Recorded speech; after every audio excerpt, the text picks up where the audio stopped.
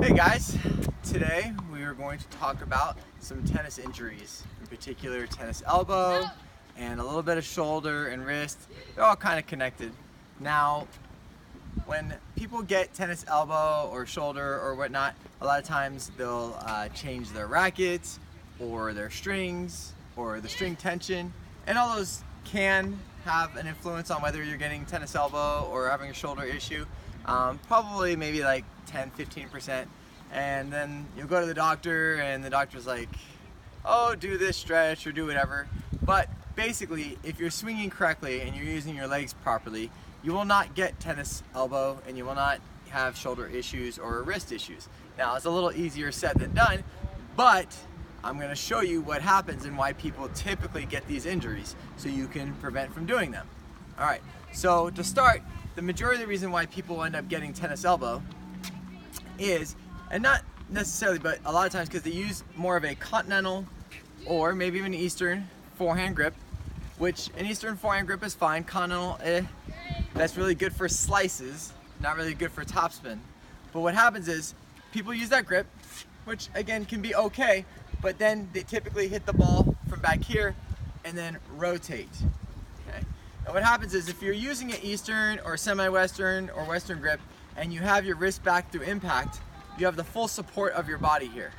Plus the racket face is already closed, so you can go ahead and swing through the shot.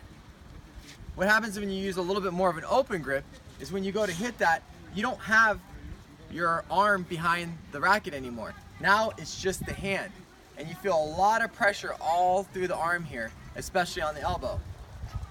And in addition to this, because the racket face is more open and you're trying to hit a topspin shot, you end up trying to rotate over the ball. So in addition to having all this pressure on your arm because of the situation with the grip, now you're actually doing this through impact. So all that combined is basically a recipe for tennis elbow.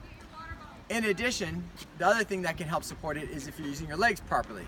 If when you're swinging, you're loading up on your back leg and you're pushing through like this, you're having the support of your hip, your leg, and your whole arm here, you will not get tennis elbow. If you're not loading up your leg and you're just hitting up here with your arm, that is a lot of pressure with your elbow right there. Okay?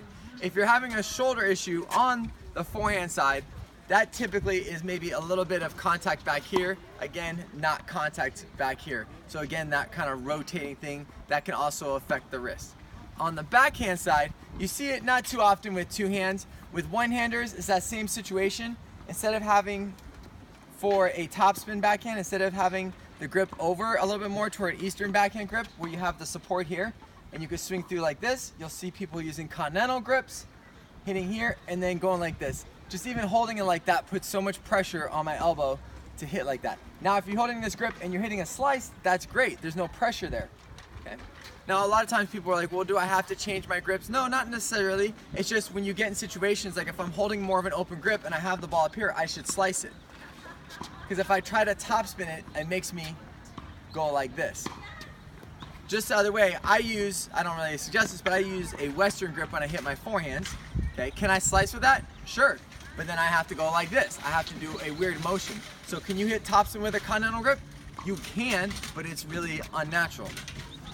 Another area that people have issues is with the volley. So on the volley, they'll try to hold the right grip, but then they're hitting topspin on their swing. So again, that's gonna go like this, and they'll say stuff, people will say, oh, the racket's slipping out of my hands, or the grip is changing. The grip isn't changing, it's because you're going like this. You should be slicing your volleys, in which gives you very little contact, and the ball goes like this, rather than feeling it on your arm like this. And a lot of times the grip does change over like this, and then it makes it really weak on the backhand because you're switching it on the high forehand over here. So that could be another reason. Lastly, we'll kind of look at the serve. So on the serve motion, many times when people are serving, they're serving a little bit behind them here and then hitting it flat like this. That puts a lot of pressure on the shoulder. The easiest way to remember how to do it right is it's just the same thing as throwing a ball. So if I'm throwing a ball, my elbow comes through first, and then my arm through here, and my release point is here. So if I'm serving the same way, elbow here first, then contact here, there will be no pressure. I have all the support here. If I'm serving back here, then now my shoulder is exposed. I'm guaranteed to get some sort of shoulder or wrist situation here. Now, if I'm hitting it back here, but I'm hitting more of a kick serve, it's not as bad because my motion's more choppy like this. But when I'm trying to hit a flat serve from back here, and then like this, that is putting a crazy amount of pressure on the shoulder.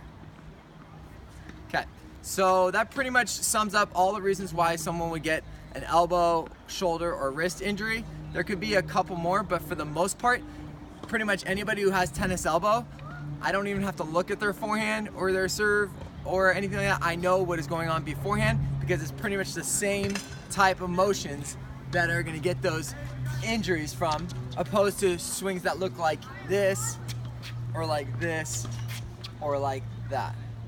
All right guys, any questions, go ahead and contact me and I will explain that a little bit further. Thanks.